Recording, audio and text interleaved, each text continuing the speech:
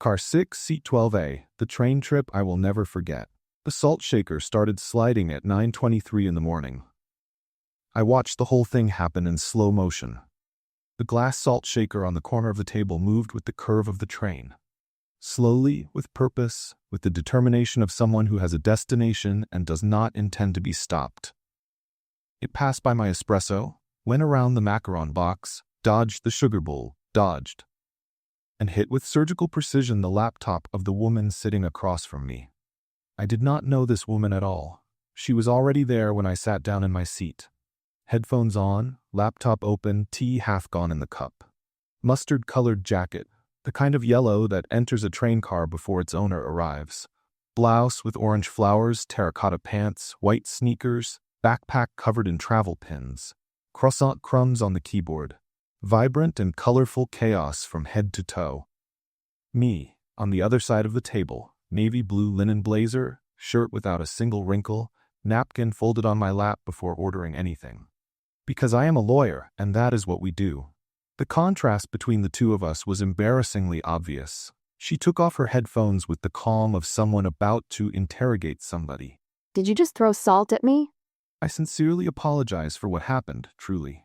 The salt shaker moved due to the motion of the train. I had no active participation in its displacement. She examined me from head to toe without any rush. The blazer, the shirt, the napkin on my lap. You do know this is a train, right? Not a restaurant in Saint-Germain. That is precisely why I'm trying to maintain some minimum standard of civility. I said that without the slightest hint of irony in my voice.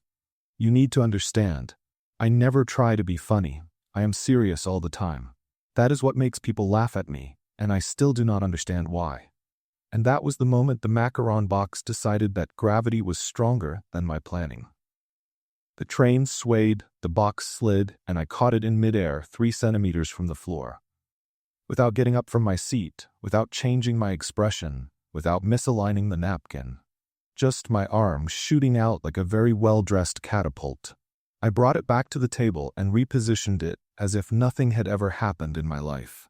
You are traveling with a box of macarons? They are for my mother, pistachio, purchased from the finest pastry shop in Paris. They were in perfect condition when I acquired them earlier today. The integrity has deteriorated considerably since then.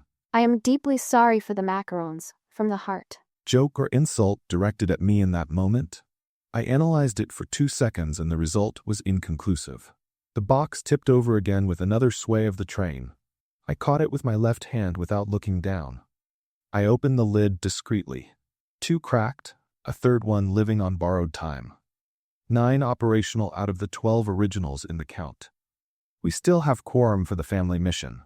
I closed the box and, without realizing it, placed both hands over it against my chest. You are holding that box like it is a baby. I looked down and confirmed the accusation with silent horror. I dropped the box like it had exposed me in public. Are you like this all the time, or is this some kind of performance? Like this exactly? In what way do you mean?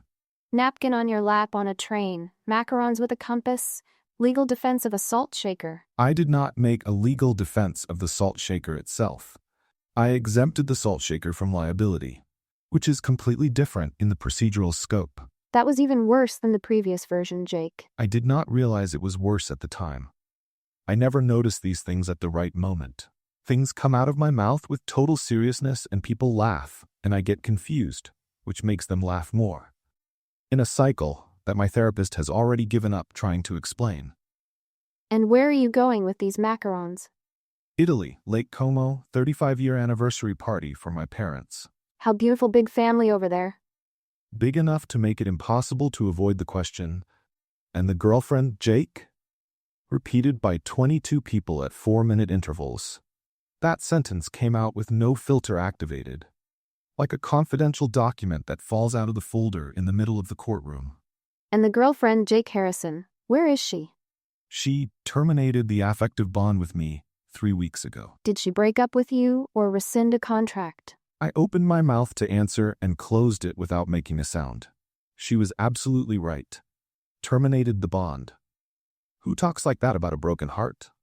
Who gets broken up with in a coffee shop, with a stranger shouting someone else's order at the counter and classifies it as termination of bond? I talk like that. That is exactly who talks like that. And do your parents already know about all of this? My mother set up the room for 2 people. Matching towels in Italian linen, handmade lavender soap, and a welcome sign on the door with gold glitter and a hand-drawn heart. Glitter and heart on the bedroom door? Italian handmade glitter, purchased especially to welcome the daughter-in-law. And what is the plan exactly? Arrive with the macarons intact in hand, and during the positive effect of pistachio on my mother's mood, communicate the dissolution of the relationship in a controlled manner. You are going to use macarons as an emotional shield against your own mother. I prefer the term family impact mitigation strategy. And why did she break up with you anyway? I was not going to answer that question at all. Confidential information that I would never share with a stranger in a yellow jacket on a train. She said that dating me was like dating a meeting reminder. Always present on the calendar, always on time, and never exciting for anyone. I shared everything with a stranger, in a yellow jacket on a train. Oh, that must have hurt you quite a lot. I found the comparison deeply unfair, to be honest. Meeting reminders are extremely useful in anyone's daily life. She made a sound that I had never heard an adult person make in public. The lady from row 3, who had been monitoring us since the salt shaker incident, turned her neck with the speed of an offended owl. You just defended phone reminders like it was a case in court. If the jury interpreted it as a passionate defense, the responsibility is entirely on the jury, and I exempt myself. I exempt myself. You are exempting yourself from a conversation on a train now. It is a basic procedural right that assists any person in any circumstance. You cannot stop, can you? This is stronger than you. I genuinely did not understand what the problem with my speech was. But she had her hand on her stomach, and the lady from row 3 was considering calling the car attendant. And it was at that moment that the train shook hard for the first time. 3 things happened at the same time. The salt shaker migrated back across the table, the box of macarons tilted to the left, and my espresso spilled in the direction of her laptop. I acted in 1.5 seconds. Left hand on the macarons, right elbow on the salt shaker, and the napkin. The napkin from my lap, the napkin that she had found ridiculous, absorbed the entire espresso before it touched the laptop. The lady from row 3 looked slightly impressed. Or she was having an allergic reaction. Hard to tell from a distance. Okay, that was genuinely impressive for real.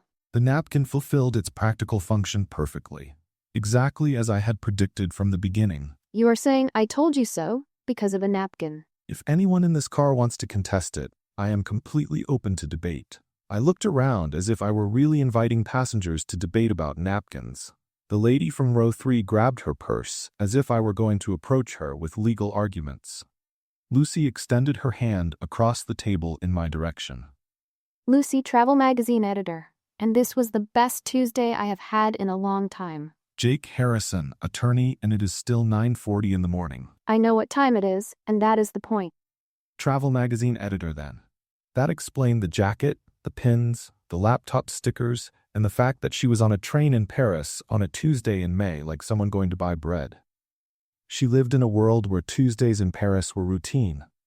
I lived in a world where Tuesdays existed for compliance meetings, and where the most interesting living being in my routine was a ficus named Theodore, who has a spreadsheet dedicated to his growth. I did not mention Theodore yet at that moment, but you will hear about him soon, I guarantee it. Through the window, the vineyards of Burgundy gave way to the mountains of Jura. The train crossed into Switzerland, and the landscape became immediately more organized on the other side. Even the cows seemed to follow protocol.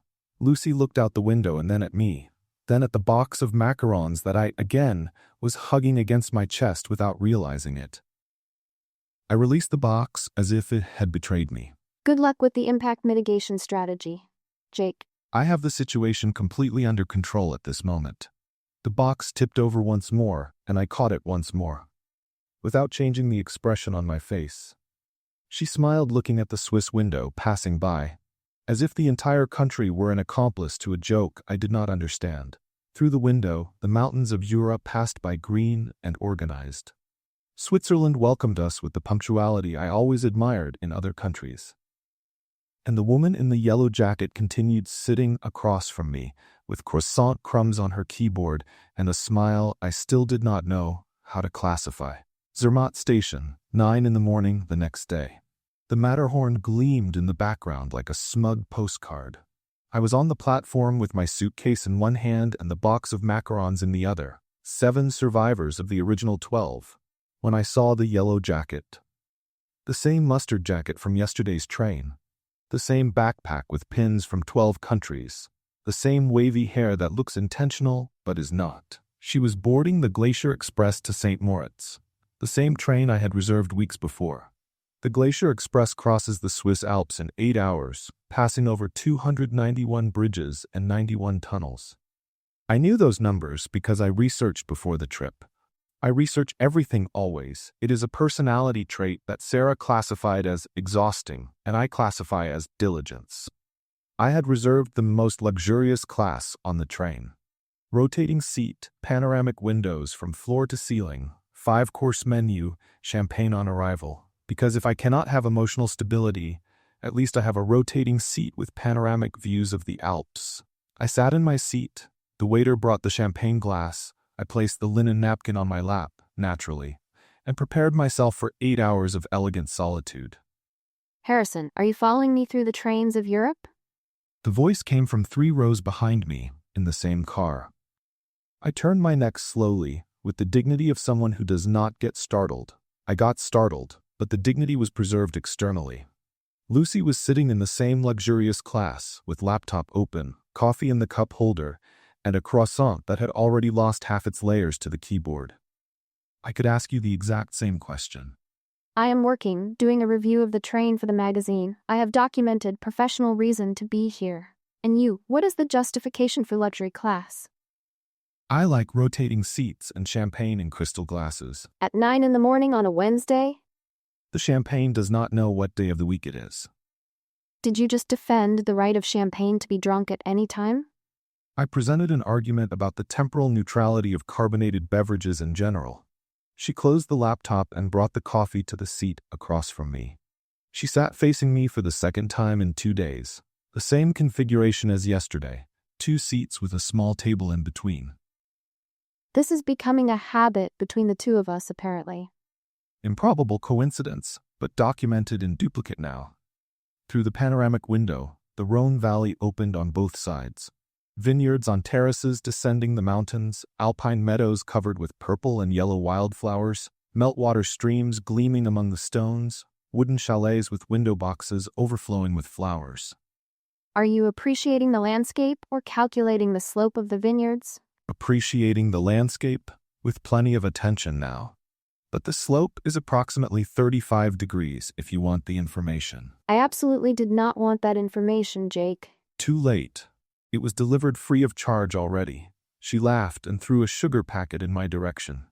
I caught it in the air without changing my expression, because after the macarons, my reflexes were at Olympic level. And how are the survivors this morning? 7 of the 12 in presentable condition to my mother. There were 2 additional casualties in the hotel minibar during the night. You stored the macarons in the hotel minibar? On the middle shelf between 4 and 6 degrees, which is the ideal range for preservation of Parisian pastries, according to the store website. You consulted the pastry shop website to know where to store cookies.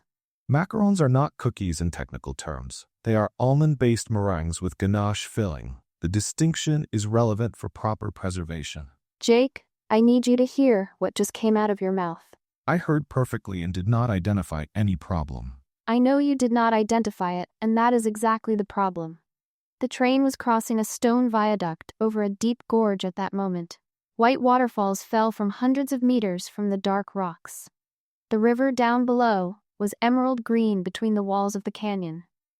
Your mother must be very special to deserve all of this. My mother is a woman who made a sign with handmade Italian glitter on the bedroom door to welcome a daughter-in-law who will not arrive. And when are you going to tell her the truth? After delivering the 7 macarons by hand. The positive effect of the pistachio should last about 4 minutes, which is the time window I have before someone asks about Sarah. 4 minutes of pistachio to absorb a breakup. That is the worst plan I've ever heard in my life. Do you have a better plan to suggest? Anything that does not use pastries as an emotional shield against your own mother would already be considerably better.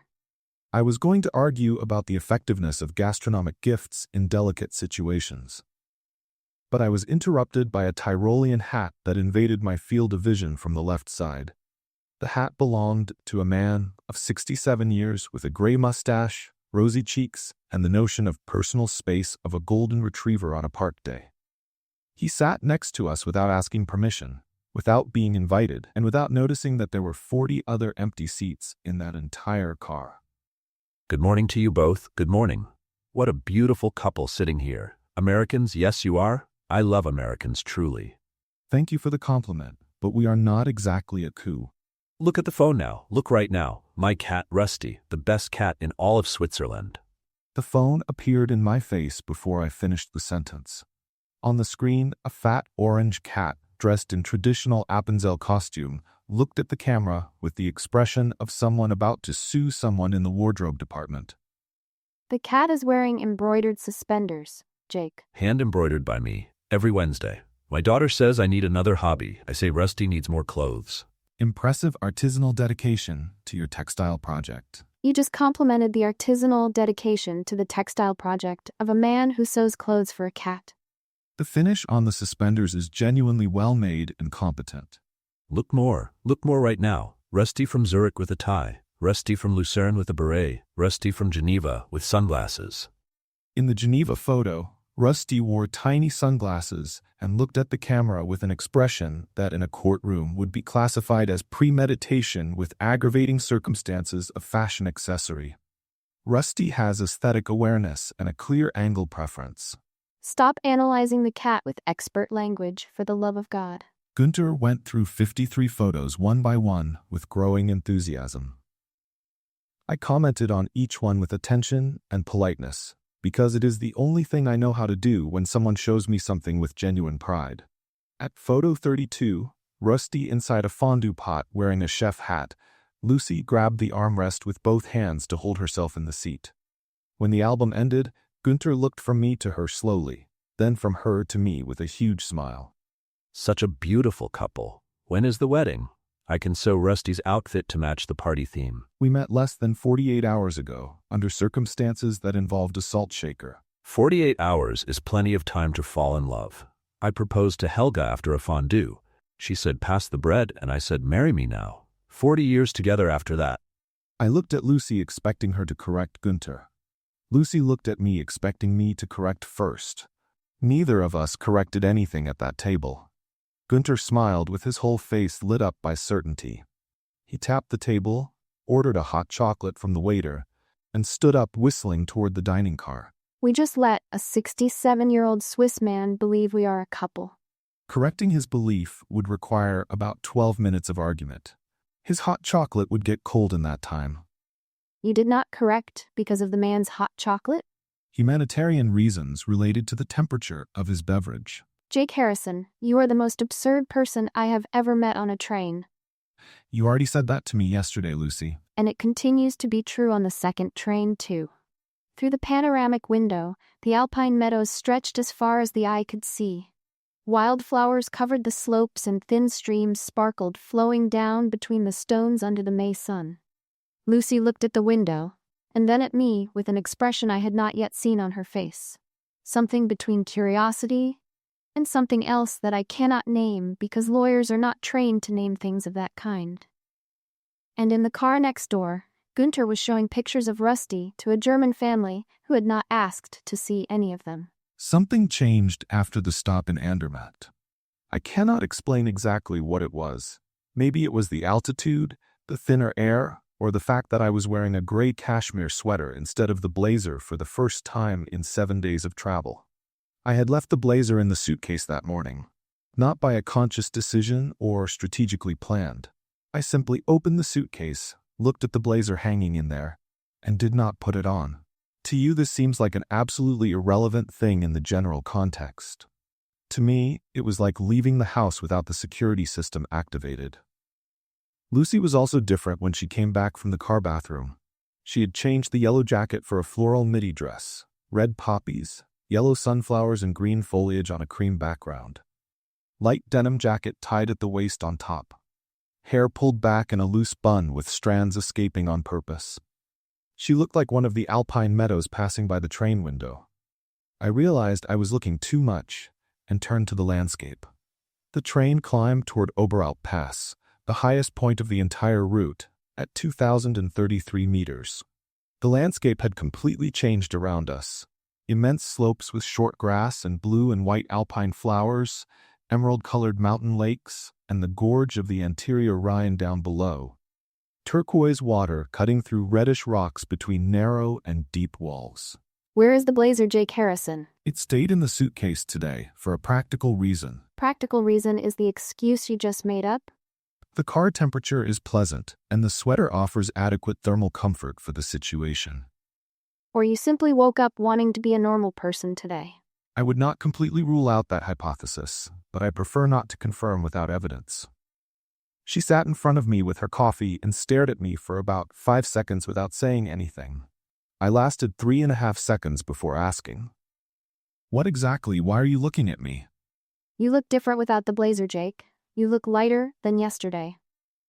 It is the cashmere. The fabric weighs less than the linen. It is not the fabric, and you know it is not. I knew it was not the fabric.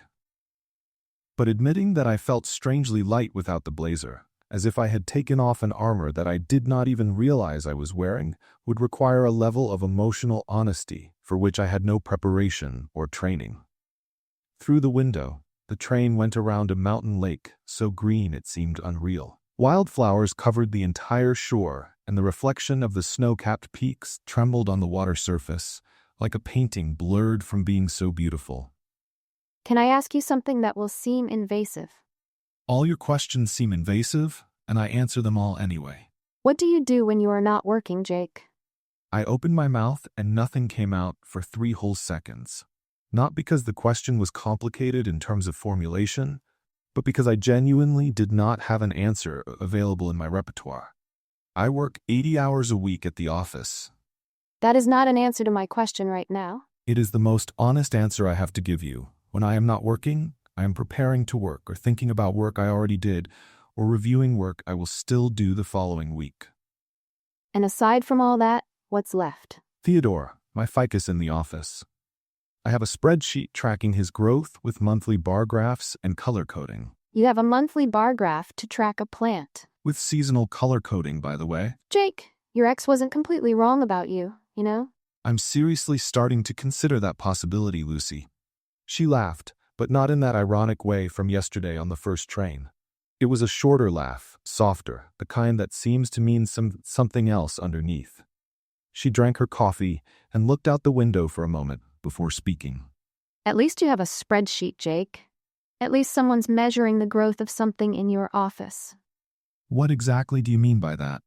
I've been editor of a travel magazine for 6 years. I've published over 200 articles in 4 languages. I won 2 travel journalism awards last year. And every Christmas, my mother asks me when I'm going to get a real job. A real job? But you're editor-in-chief? Senior editor, not chief, but it's irrelevant. For my family, real work is medicine, law, or engineering. Everything else is a hobby that pays poorly. But that's factually incorrect about your profession. You edit an international publication with distribution in multiple markets. That's highly respectable by any objective criteria I know. She stayed quiet, looking at me for about 4 seconds. Not with irony, not with amusement. With something in her eyes I couldn't classify in the moment, but that seemed to have the weight of something she needed to hear for a long time. Thanks for saying that to me, Jake. I didn't say anything that wasn't factually verifiable. I know you think you're just stating facts, but sometimes stating a fact at the right time is the kindest thing someone can do for another person. I didn't know what to say to that. Normally, I always know what to say in any situation. It's literally my job to know what to say. But in that moment, 6,500 feet up, without a blazer, with an emerald lake passing by the window, I simply had no words available in my vocabulary. And that silence, I would learn this in the following days, was worth more than any answer I could formulate. Hello again, beautiful couple, hello again. Günther appeared out of nowhere with his phone already unlocked in his hand. I didn't even have time to breathe before the screen was in my face again. New photos of Rusty since yesterday. Look now. Rusty in new summer outfit. I finished sewing on Tuesday. Gunter, how many new photos did you take since yesterday exactly? 56 new photos since last night. Plus 3 I found were duplicates. But Rusty looked too beautiful to delete from my phone. You took 56 new photos of the cat in less than 24 hours? Rusty was very cooperative last night. Very photogenic. Look at this one. Rusty with sunglasses in the garden. Rusty was lying on a miniature beach chair, wearing sunglasses, with an expression that communicated he was one step away from calling a lawyer. I recognized the expression because it's the same one my clients make when they get the bill from the firm. The photographic composition is notably superior to the previous photos, Gunter. You're giving professional feedback on cat photography now? The side lighting considerably enhances Rusty's facial features in this photo. Rusty's facial features. I can't believe that sentence exists. The young man is right about the lighting. I studied a tutorial on the internet about pet photography. Congratulations on the continuous pursuit of technical improvement in your work, Gunter. Lucy had her forehead against the table and her shoulders shaking from holding back laughter. Gunter didn't notice because he was busy showing a photo of Rusty inside an open suitcase. Apparently, the cat also wanted to board the Glacier Express. When the album ended, this time in 20 minutes and not 30, Gunter gave me a strong pat on the shoulder. Take good care of this young lady. She's too special. Helga told me to say you're the most beautiful couple I've ever shown Rusty photos to. Mrs. Helga tracks people's reactions to the cat photos remotely. I send her a message after each photo session with strangers. She rates the level of interest from the person. And what was our rating, Gunter? 9.2 out of 10 points possible. The young man in the blazer raised the average with the technical comments. Helga loved the facial features part. I'm honored by Mrs. Helga's positive evaluation of my comments. Gunter left whistling for the third time in those 2 days, and I realized that this Swiss man in a Tyrolean hat had become a kind of permanent character in my life without anyone authorizing this participation. Lucy lifted her forehead from the table with her eyes red from laughing. You know you don't have to comment on each photo with technical language, right? I don't know how to do it any other way when someone shows me something that's important to that person. She looked at me differently when I said that, not with amusement, not with irony, with something I would take a few more days to understand properly. Through the window, the Rhine Gorge opened up below, turquoise water cutting through red rocks between narrow walls. The train snaked along the edge as if balancing between the mountain and the void. And I, for the first time in years, wasn't thinking about contracts, deadlines, or hearings. I wasn't thinking about Theodore or his growth spreadsheet. I wasn't thinking about anything that could be measured, documented, or filed. I was thinking about her, and I didn't know what to do with that thought. Next day, St. Moritz station, and neither of us pretended to be surprised to see each other on the platform. I was standing with my suitcase and the macaron box. 5 survivors now, the situation was getting more and more critical, when Lucy appeared from the other side with her backpack on her shoulder and 2 coffees in her hands. She extended one to me without saying anything, as if it were the most natural thing in the world. As if she brought me coffee every morning of her life. Thanks for the coffee. I really appreciate the gesture. You were going to buy the same coffee and put the napkin on your lap before drinking. I just moved up the first part of the ritual. I do not have a morning ritual with coffee. Jake, I have known you for 3 days and I already know the entire ritual by heart. I was going to argue, but she was probably right about the ritual. And I was starting to realize that arguing with Lucy was like arguing with gravity, technically possible in theory, but completely useless in practice. The Bernina Express is different from the other trains we had taken. The windows are panoramic and curve all the way up to the ceiling of the entire car. You do not look at the scenery on this train. The scenery looks at you from all sides. We sat side by side this time instead of facing each other. No pretext, no excuse, no coincidental seating forced by the configuration. We just sat together because it was where we both wanted to sit. I did not say this out loud at the time, but I am saying it now to you. The train left St. Moritz, and in less than 20 minutes, I understood why people cry on panoramic trains. Alpine lakes of a blue so intense it looked digital. Peaks with remnants of snow only on top, shining against the sky. Green meadows dotted with flowers in every imaginable color. Melting waterfalls on every slope, falling from absurd heights in thin white threads.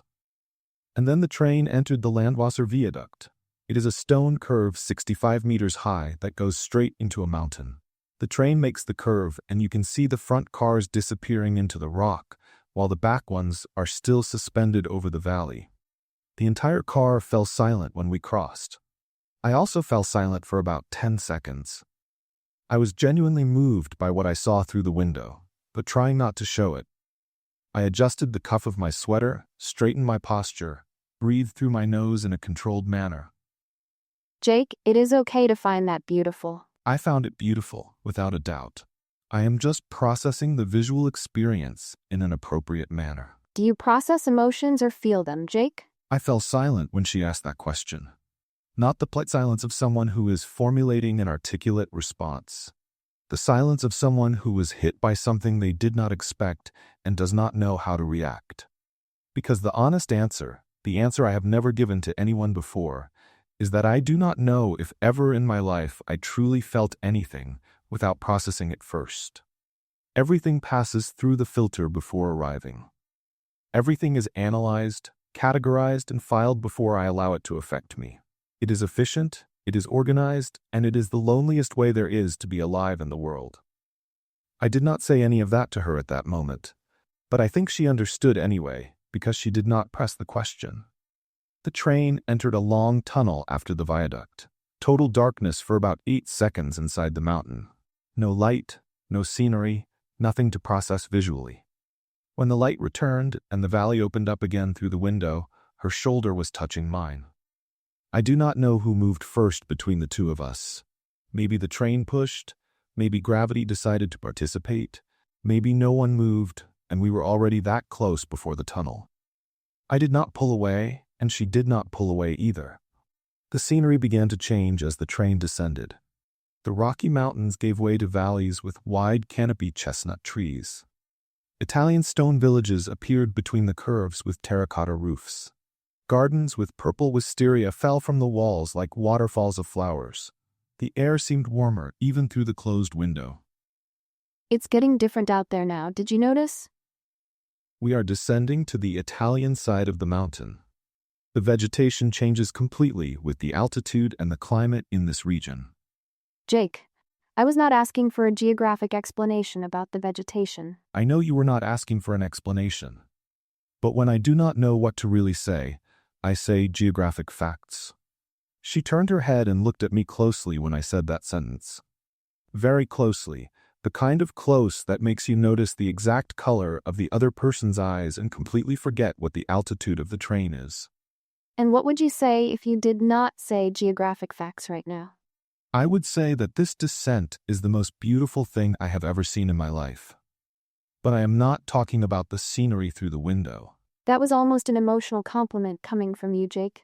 Do not tell anyone I said that, please. It will ruin my professional reputation of being emotionally neutral. The train made the Brusio Spiral, a circular viaduct that turns on itself in the middle of a valley with vineyards. The train literally makes a complete turn while descending, and through the window you see the other cars making the curve above you at the same time. Everything spins. The valley, the mountains, the vineyards, the flowers. Lucy placed her hand on the window glass while the spiral turned around the train. I looked at her hand on the glass and then at her face looking at the scenery, and I realized that it had been several minutes since I was processing absolutely anything. I was just there, in that seat, beside her, without filter, without analysis, without spreadsheet. The train stopped in Tirano at 5:40 in the afternoon. End of the line, end of the Alps, beginning of Italy. Small platform with green mountains around and terracotta roofs in the background. Late afternoon sun painting everything golden and orange. Smell of Italian coffee and jasmine entering through the car door. The other passengers were getting off and moving forward with their bags. We both stood on the platform facing each other, with no practical reason to stay there. So we reached the end of the line of the Alps. Apparently we reached the end of the line, Lucy. Are you going to keep repeating what I say with formal language? It is possible that I will keep doing that, yes. She laughed with that short laugh that I already knew after 3 days. The platform emptied around us. The last passengers entered the station, and it was just the two of us out there with our bags and the sun setting behind the mountains. What happened next, I did not plan at all. I need you to understand the weight of that sentence coming from me. I plan everything in my life since I have formed memory. I planned college at 14 years of age, planned my career at 17 with a detailed schedule, planned every relationship as if it were a contract with defined clauses and deadlines. I have a spreadsheet for the growth of a plant in the office. But there, on the platform in Tirano, with the golden sun and the Alps behind and Italy ahead, I did not plan anything. I took a step toward her without calculating the distance. I placed my hand on her face without analyzing the legal consequences of the gesture. And I kissed her without processing absolutely anything beforehand. The kiss was slow and delicate and lasted the exact time of a train that does not exist. Her backpack slipped off her shoulder and fell on the platform floor. Neither of us noticed or cared about the backpack. When we separated, she had a smile I had never seen on her face before. Not ironic, not amused, not contained. A real smile without any protective layer on top. You did not think before doing that just now, right? I did not think absolutely anything before doing that. And how does it feel to not think before acting? Frankly terrifying and wonderful at the same time. Welcome to the club of normal people, Jake Harrison. At the back of the platform, behind a column, a Tyrolean hat moved slightly. Gunter was there. Naturally he was there, because that man appeared at every important moment, as if hired by the universe to witness my life. He saw the whole scene from the column where he was hidden. He raised his fist in the air in silent victory with a huge smile. And for the first time in 3 days, he moved away without interrupting anything, without sitting where he was not invited, and without showing a single photo of Rosti. I think even Gunter knew that moment was not meant to be commented on with 53 cat photos. It was meant to be felt, and only felt, and nothing more than that. The kiss lasted what it lasted, and then reality returned with train schedules. That is how it works in the real world when you are not in a movie. You kiss someone on a platform with the Alps behind and the golden sun setting, and 30 seconds later you need to check the departure board because the train to Milan leaves at 6:12 and the regional to Lake Como leaves at 6:25. Romance and railway logistics coexist in an extremely uncomfortable way. Lucy was going to Milan. She had a meeting with the editor-in-chief of the magazine the next morning to deliver the article about the Swiss trains. I was going to Lake Como. My parents' party was the next day, and the 5 surviving macarons would not survive another night in a mini fridge. We both knew this from the beginning of the entire trip. Different paths, different destinations, different lives. She knew where she was going, and I knew where I was going, and neither of us had mentioned this detail for 3 days, because mentioning it meant admitting that all of this had an expiration date. We were standing on the platform in Tirano, facing each other, with our bags between us, and the last rays of sun on the mountains. I was wearing a white linen shirt, sleeves rolled up to the elbow, no sweater, no blazer, the most disarmed Jake that had ever existed in 33 years of organized life.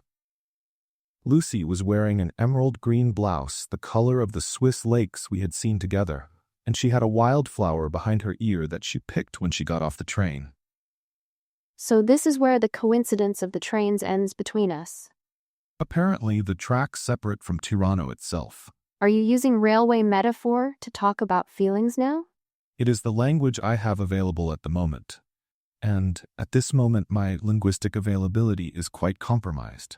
The lawyer ran out of words for the first time on the trip. Situation without precedent in my professional and personal history. She laughed, but the laugh did not reach her eyes this time. And I realized that when Lucy's laugh does not reach her eyes, something important is happening underneath. The meeting in Milan is at 9 in the morning tomorrow. I cannot miss it. Because the editor-in-chief gave me this assignment 4 months ago. And my parents' party is tomorrow night at the lake. 22 relatives confirmed, including Grandma Margarita, who traveled from Rome, especially for the occasion.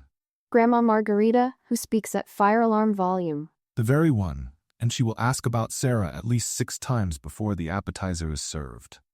And are you finally going to tell everyone the truth?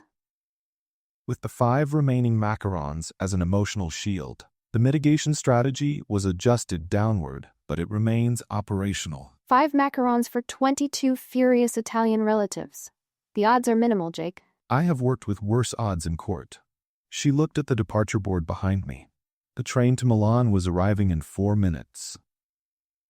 4 minutes is an absurdly short time when you want it to be long. I hate goodbyes at train stations, for the record. I also hate them, but for logistical reasons and not emotional ones. Goodbyes at stations involve short deadlines, time pressure, and high risk of forgetting belongings. You are turning an emotional goodbye into a luggage risk analysis. It is my default defense mechanism, and I do not know how to turn it off yet. I know you do not know, Jake. She said that without irony for the first time in 3 whole days. Without humor, without provocation, without a corner smile. She said it like someone who accepts something that is not perfect and likes it that way anyway. Her train appeared at the end of the platform, approaching slowly. I stuck my hand in my shirt pocket and took out the handkerchief I always carry. White, folded in 4, Egyptian cotton, because I am the kind of man who carries a handkerchief in his pocket, and you already know that by now. I placed it in her hand without saying anything about the gesture. You are giving me your pocket handkerchief as a keepsake? I have 7 at home, 1 for each day of the week. You will not cause a significant deficit in my weekly stock. You have 7 handkerchiefs organized by day of the week? Organized and labeled with the first letter of the day on the bottom hem. And this one is from what day exactly? Wednesday, with the letter W embroidered in the lower left corner. I will keep the Wednesday handkerchief of the lawyer who uses a napkin on his lap on a train. It is the best keepsake I have to offer at this moment. The train stopped on the platform with that brake squeal that sounds too final. The doors opened and some passengers began to board around us. Thank you for the salt, for the napkin, for the technical comments about the roasty, and for thinking my profession is respectable. Thank you for laughing at me in a way that does not feel like cruelty. I never laughed at you out of cruelty, Jake. I laughed out of affection, and I hope you know the difference. I knew the difference now between the 2 things. I did not know 3 days ago when the salt shaker hit her laptop, but I knew at that moment. She picked up the backpack from the floor and took 2 steps toward the train. She stopped on the first step and turned back. Jake, are you not going to ask for my number? I was calculating the most appropriate strategic moment to make that request. The train leaves in 1.5 minutes, Jake. I took my phone out of my pocket with the speed of someone who received a summons with a fatal deadline. She stepped down from the step, took the phone from my hand, typed the number, and returned it. I looked at the screen and saw that she had saved her own contact as Lucy. Salt shaker as an identification emoji on my phone? Do you have a better suggestion to identify me? No, the salt shaker is factually accurate as a symbol of our story. She held out her phone in my direction. I typed my number, and when it was time to save the name, I kept my finger stopped on the screen for 3 seconds. I typed Jake Champagne. Because of the champagne from the luxury class that I drank alone at 9 in the morning on a Wednesday.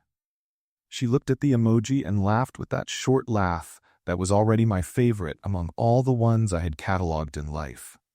The train gave the departure signal, and she ran up the steps. She walked down the corridor and sat at the window on the platform side.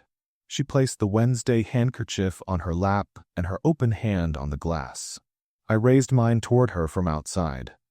The train accelerated and disappeared among the Italian mountains with the late afternoon light on the windows.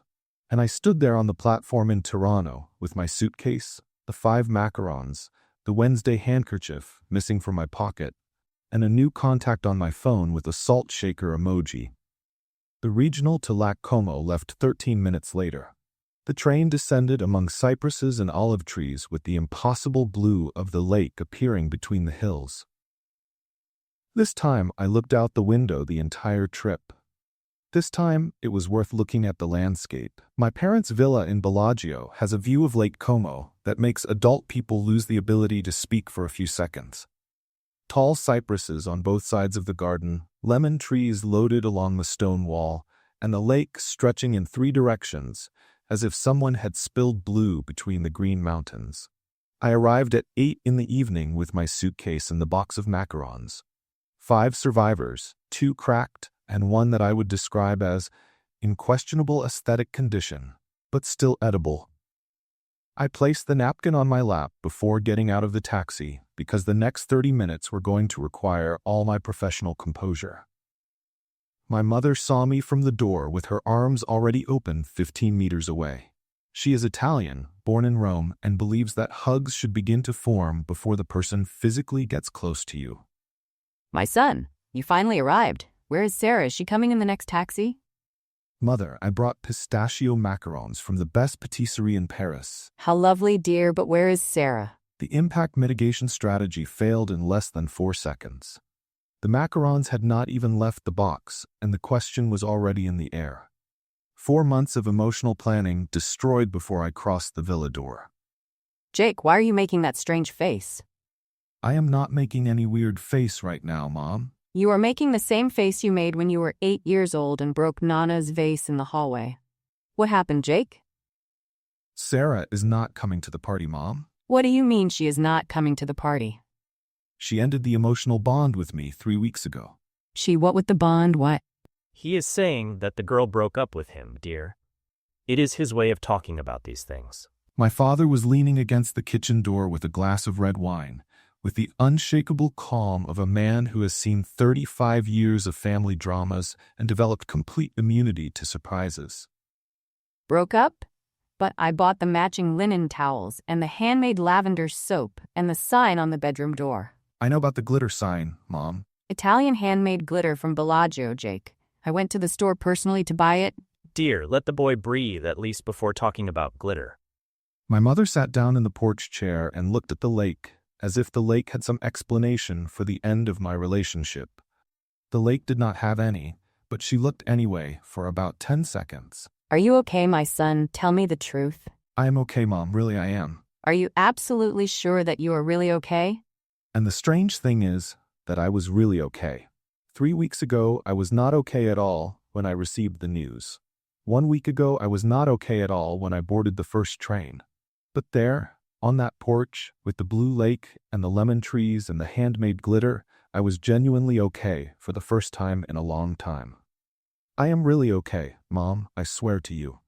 The party started 1 hour later in the villa garden. Paper lanterns hanging between the lemon trees, long tables with white tablecloths, candles in every corner, and 22 family members who had traveled from all over Italy to celebrate 35 years of my parents' marriage.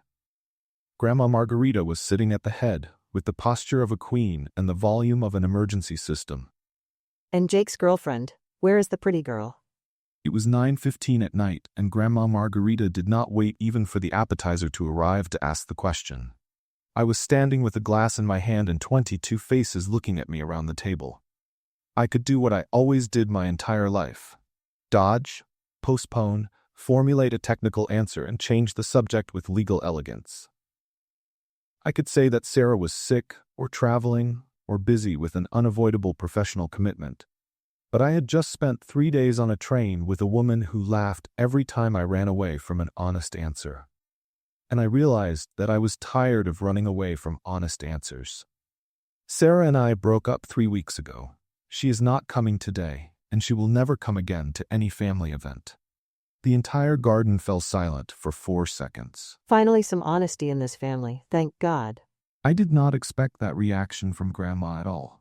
I never liked that girl, and everyone at this table knows it. She looked at her phone during the entire dinner.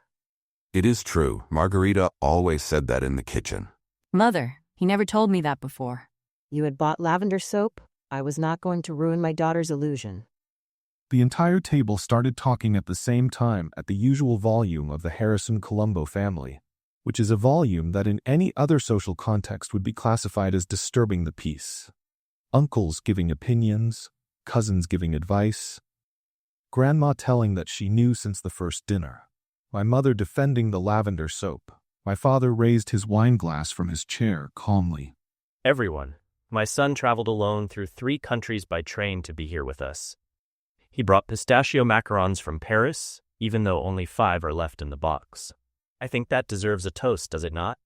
The entire table raised their glasses at the same time in the air. Grandma Margarita raised 2, hers and Uncle Roberto's, who was distracted cutting the bread. Thank you all for your understanding about the situation. Understanding nothing.